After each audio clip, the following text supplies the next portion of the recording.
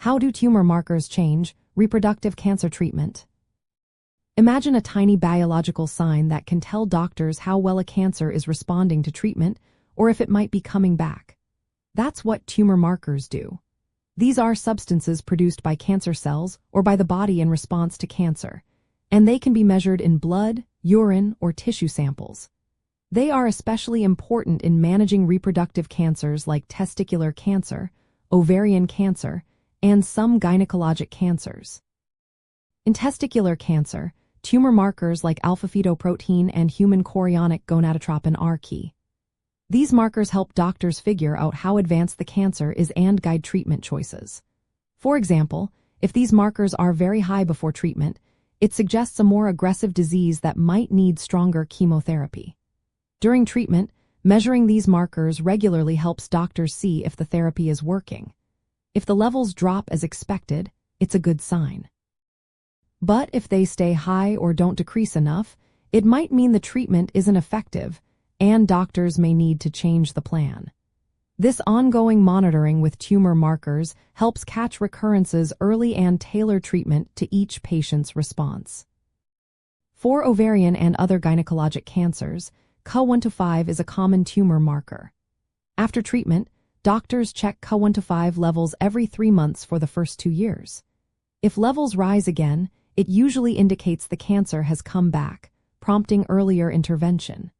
In gestational trophoblastic disease, which is another reproductive cancer, beta-HCG is monitored monthly for up to a year after treatment. This helps detect persistent or recurrent disease before symptoms appear, allowing for quicker management. It's important to know that tumor markers aren't perfect for screening or early detection. For example, using Ca1-5 alone to find ovarian cancer in women without symptoms has not been shown to reduce death rates. Markers are most useful for following known cancers and assessing how well treatment is working. They are not reliable for diagnosing cancer in asymptomatic people. The way tumor markers influence treatment decisions is quite significant. They help determine how intense initial treatment should be, whether ongoing therapy is effective, and if there's a recurrence. If marker levels don't change as expected, doctors can decide to modify or escalate treatment sooner rather than later.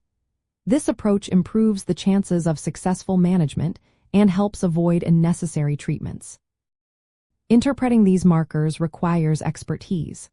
For example, a decrease of at least 50% in marker levels usually indicates a good response, while a rise of 25% or more might suggest disease progression.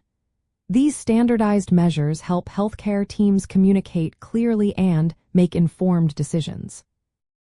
In summary, tumor markers are vital tools in reproductive cancer management.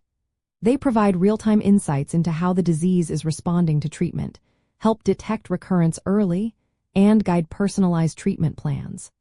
Always remember, these markers are just one part of the bigger picture, and individual treatment should always be discussed with healthcare professionals who can interpret these results in the context of each patient's unique situation.